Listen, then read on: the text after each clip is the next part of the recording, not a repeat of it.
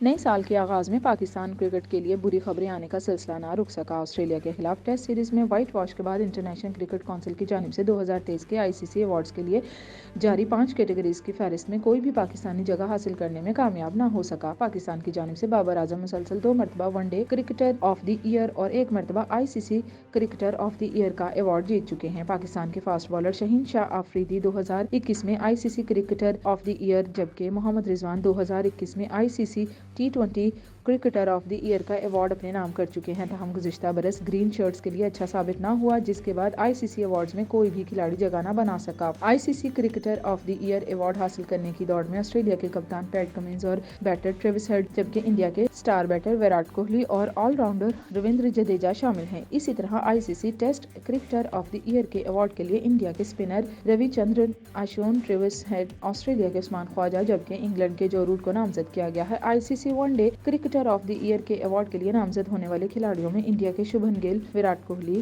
New Zealand کے Daryl Mitchell جبکہ India کے محمد شامی شامل ہیں۔ ICC T20 cricketer of the year کے ایوارڈ جیتنے کی دوڑ میں نیوزی لینڈ کے مارک چیمپئن، یوگینڈا کے الپیش رامجانی، زمبابوے کے سکندر رضا جبکہ انڈیا کے سوریہ کمار یادو شامل ہیں۔ دوسری جانب ICC emerging cricketer of the year کے ایوارڈ کے لیے جنوبی افریقہ کے جیرالڈ کوٹزیا، انڈیا کے یاسوی جسوال، سری لنکا کے دلشان مدوشنکا اور نیوزی لینڈ کے رچن رویندر شامل ہیں۔ خیال رہے کہ ICC ایوارڈز جیتنے والے کھلاڑیوں کا اعلان بعد میں کیا جائے گا۔